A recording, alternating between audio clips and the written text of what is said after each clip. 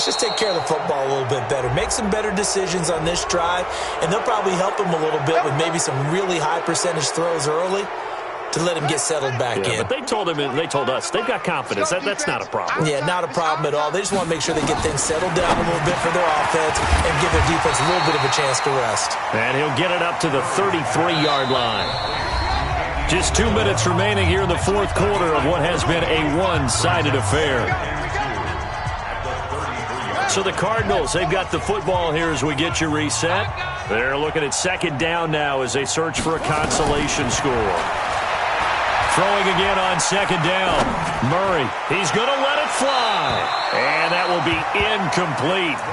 Tried to dial up the long way out there, but it'll be third down.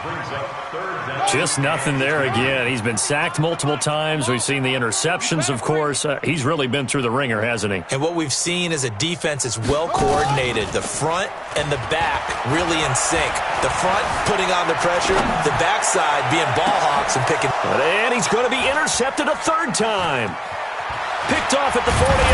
And a terrific return as he brings this one all the way back to the 30. Boy, so another interception, CD, and it feels like he's starting to unravel a little bit. And as you would expect, still a work in progress here in his second season.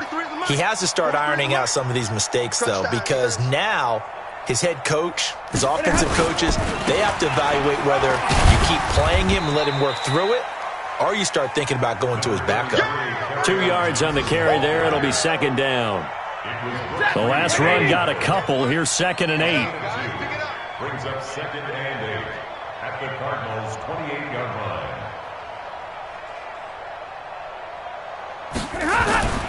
They go to Johnson again. Just a couple on the ground there, and that's going to bring up 3rd and about 6. Well, we just saw a great example of what we talked about with his coach prior to the game. He's definitely one of the better linebackers at reading the play and flowing to make the stop before it turns into something big. On 3rd down, Johnson. And he will get into the end zone. It's another touchdown. This thing is ugly. Turning into a really good performance on the road. Week 1, you're just hoping for that first win. It's tough to do it away from home, though, but they're looking strong. It certainly is. Any road win in the NFL is a great road win. I mean, it just does not matter whether it's supposed to be tough or not. In this particular situation, how great will they feel leaving with a win on the road against a tough opponent? A little work still to do, though. This is fielded a couple yards deep.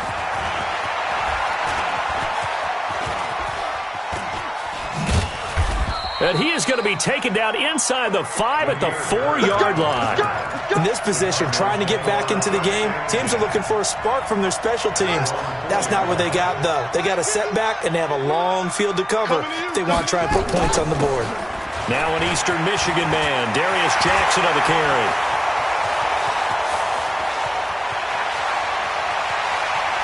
A big seam, and he might go all the way.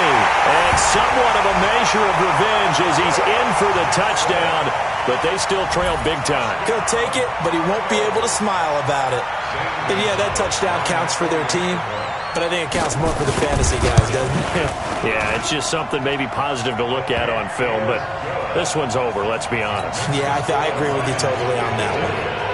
Gonzalez good on the extra point as they make the score just a slight bit more respectable here in the final quarter of play. This fielded a few yards into the end zone. Well, some might have returned that one. He won't. He'll go down to a knee, and they'll start the drive from the 25. The Lions offense ready to kick off their next drive. And this game comfortably in hand. The scoreboard speaks for itself, but you still got your starting quarterback out there. When do you go to the backup? Let him get some time. And that's one of the great questions in the NFL, Brandon, because I'm just going to tell you, in the 2015 season, I commentated on 3 games in a row that were blowouts. And in none of them did the starting quarterback ever come out of the game for the team that had a big lead. And in each instance, I asked the coaches later on, why didn't you do that? And they all looked at me and said, just don't really do that in the NFL. We you know, these guys play, and we just play them all the way through. Now, in certain situations, they will take them out, but for the most part, They're not as worried and concerned about getting them out of the game, and that's always puzzled me a little bit. So this one's over. It's a win for the Detroit Lions. And, partner, I must say, good to see you again. Been too long. And it's good to have football back, isn't it? Didn't you see me in preseason? Weren't we together in preseason? Yeah, but preseason, it's preseason. This is week 1. Oh, you're trying to say real football. Real football. Not preseason football where we shake down the rosters and figure out who's going to play, and maybe the starters don't play as much. Now it's the frontline guys from the first whistle. Yeah, I tuned you out in the preseason. And now I'm listening to you. So for the Lions, it's a fantastic start as they roll to a